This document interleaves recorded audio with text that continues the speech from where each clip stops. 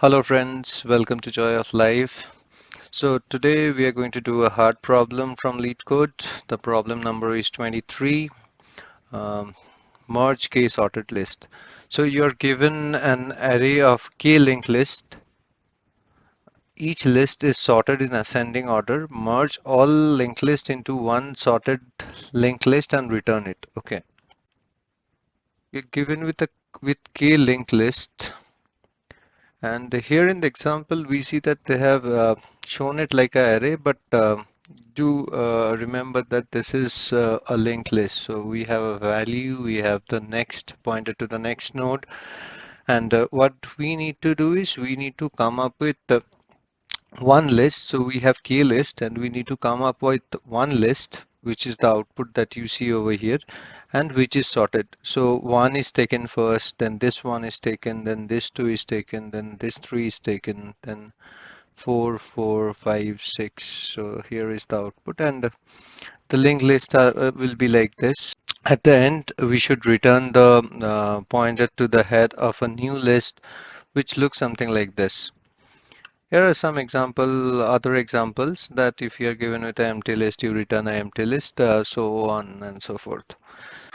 So do give it a try yourself, though it's a hard problem, but you can think of many solutions. At least you can think of the naive approach wherein you can do it in order of n square or something like that. And then you can think on how you can improve it. And you can pause the video, give it a try yourself, and then you can resume the video and look at my solution. So over to the board to see how we are going to approach this problem and how we are going to solve this problem. So I have copied all the three linked lists and I have denoted them with three different colors for easier understanding. And then at the end, we are merging and coming up with our final list over here. So this is our final output, and these are the three input that we'll be using. When solving medium or hard problem, one trick is to look at the problem carefully, and there are few of the key things that we can get out of the question or the description to the question given to us. So similarly here in this problem, if I look very closely in this problem, I see there are two key elements to this problem. One is they have mentioned that we are given with a sorted. So first keyword that strike my mind is a sorted, and the second one is a linked list. So here are the two key elements from the problem that we can see over here. First one being sorted and the second one being linked list. And of course we have k lists. Keep that in mind as well. So we have the first is the k list, then it is sorted, and then we have the linked list.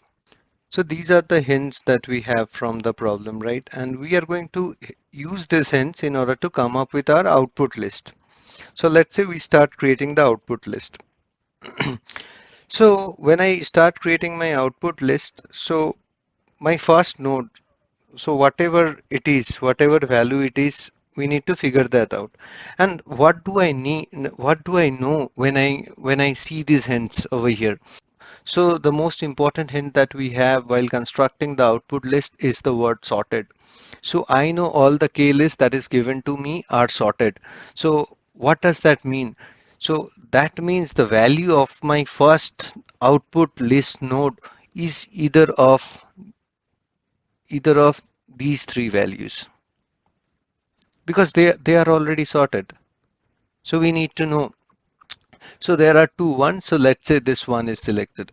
So my first node gets a value which is 1. Now I have to put the second node.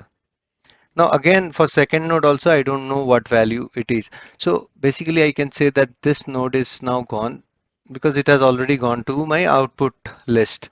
So what are the three nodes into consideration at the moment? The three node into consideration is the moment are these three.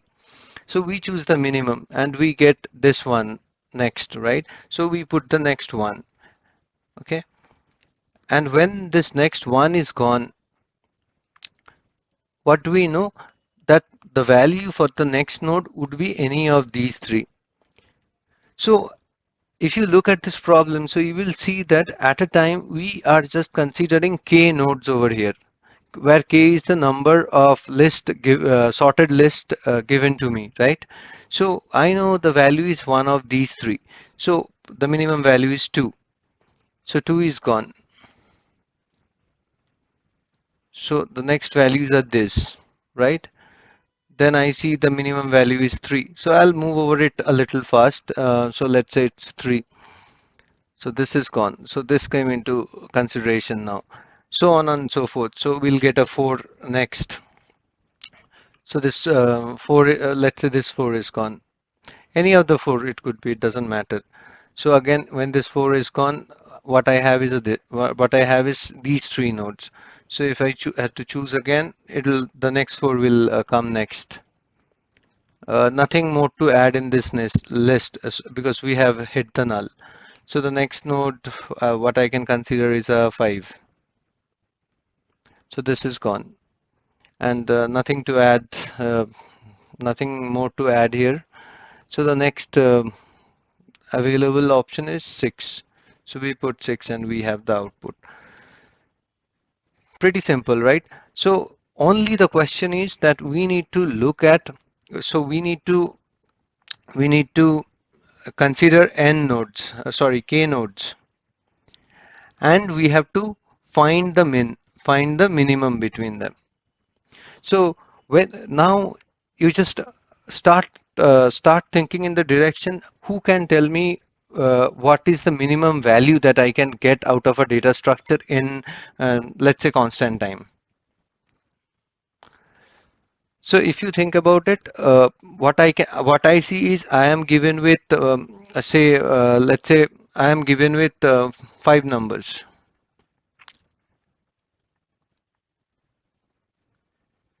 and I need to know the minimum, and this window is changing, and I need to know the minimum in say constant time. Is there a data structure that can help me over here? Of course there is one. What is it? It's a heap. So so how heap can be helpful over here? We can use a main heap. What does a mean heap guarantees? So let's say I have a value of x over here, right? So what a mean heap guarantees is the root element is the smallest in the entire heap, right? So the next value, it can have only 2 nodes, right? So it will be greater than or equals to x, whatever value it is present over here. Same goes for the child nodes also. So for example, if we look at a heap over here, let's say if I have a 10, then this has to be 10 or greater than 10. So let's say this is how my min heap will look like.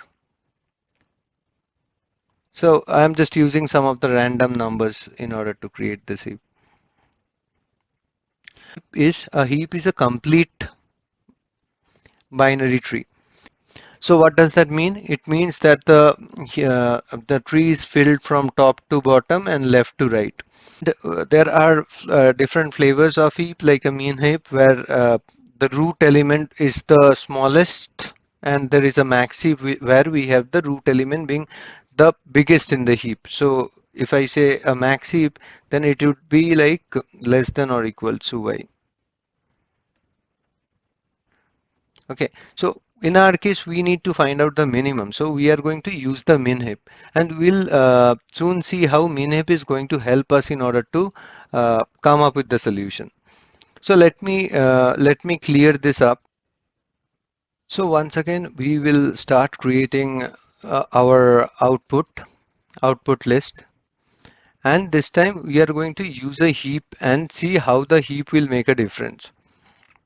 Actually, it won't make a difference because in the above example, we have not considered the heap and we have just picked up the minimum. So again, for what we'll do first is we will add the head of all the k list into my heap. So since it's a mean heap, it will look something like this. Okay. So once I do this, what will happen is I am going to get the top of the heap. So when I get the top of the heap, what happens is this is returned to me. So I put that in my list. And as a property of the heap, when this is returned, the tree is rebalanced again. So over here. So what I am going to do next is once I am done adding, I am going to again go and check the head of the root of the heap, and one is returned back again to me. So what will happen over here? 2 will become the root and 4 will become its child. And as you know that it's a complete binary tree, so it's just to remind it's filled from top to bottom, left to right. So 4 will be at the left, not on the right.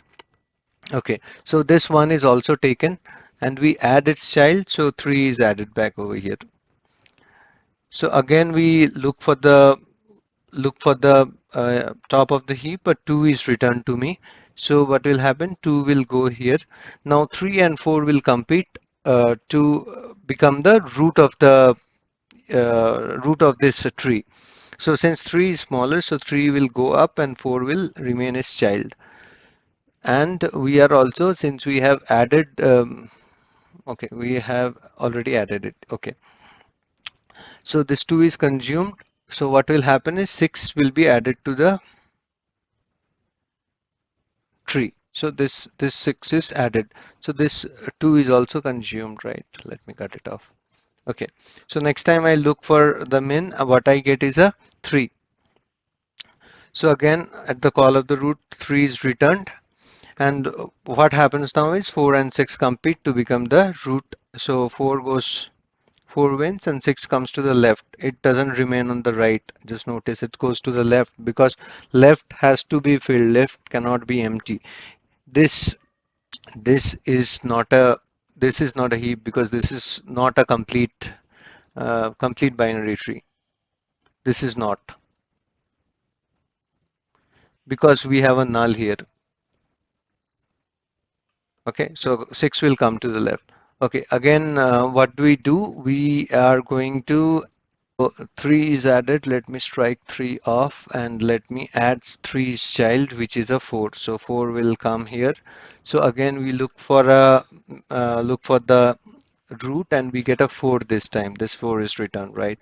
So the tree again rebalances. It becomes something like this. So let's say this 4 is now consumed and we add its child, which is a 5 to the uh, heap. And again, we go ahead and look for uh, the root node. We get a 4, and this tree gets rebalanced to 5 and 6. So 5 and 6. So this 4, let me cut it off. This 4 doesn't have a child, so nothing more to add. So what happens? We look for the root again. We get a 5. So this 5 is returned and 6 remains only there. Nothing more to add. So 5 is gone from here. Let me strike off. We check for the root. We get a 6. So 6 is returned. 6 is gone from here. Nothing to add. Heap becomes empty, right? And that is the time when we are going to finish and return this. We are going to return the header, return this as the head of the output list. And that is how this entire algorithm works. So let us move over to the code and let's look at the solution. It's going to be a pretty simple one. So I need to return a list node. So let's say this is my final results and I am going to create a list node. So let me create a fake head over here. So this head will act as a fake head. What will return at the end is result.next. So we are just creating a fake head over here and we'll start adding it. So what I need at the moment mainly is a priority queue. So what happens, the priority queue you can define. So priority queue here acts as a heap for us. So we are going to put the list node over here, and this will act as a heap for me. And how it is going to act as a heap for me is I am going to set the priority. So let's say I have two parameters over here, two nodes over here, A and B. So I am going to tell it that so when you prioritize it, you prioritized it based on the value. And let's say we have A and B, right? So A dot val minus B dot val. So I am just giving him what you need to consider when you are setting up the priority. So I am doing the first node, which is A's value minus B's value. So it will always have the minimum item at the top of the heap. Okay. So we are given with a array of list node. So what I am going to do is I am going to iterate over those k lists that is mentioned over here. That is nothing but this array of lists. So what I'm going to do is I'm just going to iterate over this lists, and in the heap we are going to, so if you what is this, what is this list? This list is nothing but the head of all the list that was passed to me, right? So over here what we are getting is the head of all the lists. So in the heap we are going to add them all. So keep in mind that we are not adding everything in the list. It's not right. We are only adding the head node to the list, because for the first element, if you remember, we are only considering the first k nodes, or first node of all k list. So we are going to add them only to this heap. Going to do, if you remember, our exit criteria is when my heap becomes empty. So we are going to iterate until my heap is empty, right?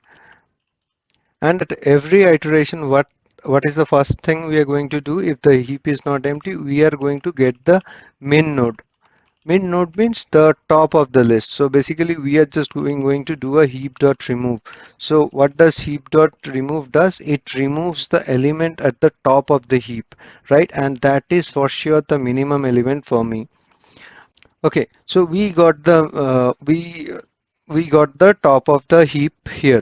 Let me create a node list object, because we are going to we are going to create more nodes on the list node, right? And I need to copy this value into another variable for so that I don't lose the head of my list. So what I'm going to do is I am going to say create a, I'll say it's a temp list for me, and we are going to put whatever my result is. So first thing what I'm going to do is I am going to get the top of the list. So let's say this is top, and we are going to get from the heap dot remove. So what heap dot remove does, it removes the top element of the heap, and which is for sure the minimum element of all the elements added to it, and that is ensured by this condition that we have passed over here. So we got the top of the minimum element here. And before we do any further modification in this node, what we are going to do is we are going to check that its next should not be, if its next is not null, then we are going to add its next node. Sorry, we are going to add the next node to my heap. So if you remember over here when we were doing this exercise, so every time we removed a node, we we have added its child over here. So when one was removed, immediately we have added four, right? So this is the same step that we are doing over here. And what next we are going to do is, now we know that we have created a fake head. So the fake head is now pointed by temp list. I don't want to change a result. So temp list dot next, I am going to put this top here. So we created a fake head with -1 value. So we put this node. So we copy this entire node over here. So this is attached to the fake head and we'll keep on attaching. So that's what we also did over here. We kept on attaching those nodes, right? And before attaching, we took care of its child. So template.next is now pointing to the node that I have got from the list. Okay, now what next? So I need to increment my template. So template was a fake node initially. Now I have to increment it. So template is equals to template dot next. So I'm just incrementing it and nothing else. So that is all. So template. So initially, just to give you a little more clarity, so I have created a fake head over here. So template was here. So let's say template denoted by TL. Then I have got this one node. I have pointed template next to this new node, and then I have just incremented like moved templates to here, so that next time when I get this node 1 again, so I point it and I move it. I point it and I move it, and that is how I am going. So that is how this entire it will jump from each one of the node and it will complete the cycle. So yeah, this is all. This is the entire code. So let's do a run and see how it goes.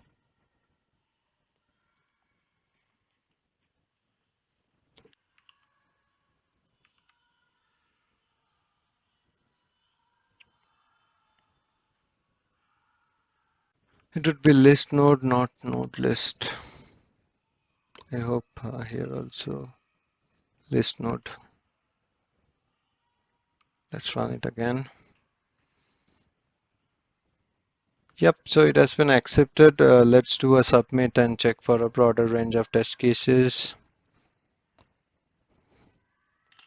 Okay, getting a null pointer over here. So they have mentioned about a scenario wherein they are passing an empty list. Let's add this condition if node not equals to null. Then only we are going to go ahead and add it to the heap. Otherwise, there is no point in dragging it, right? Let's submit and see. Yep, so it has been accepted, which is having 80.78% better performance than all submission, and the memory usage is around 40.8 MB, which is better than almost 50%. It like if you have liked the video, do share as well. Subscribe to my channel if you haven't done so. I'll try creating more videos down the line. I think um, along with Leetcode, I'll start creating some more videos with the data structure and algorithms also, to give a clear understanding of the fundamentals before proceeding with the harder problems. So yeah, this is all for today. I hope I was able to meet your expectation on the solution. So yeah, that is all for today. See you guys again. Have a great day. Bye bye.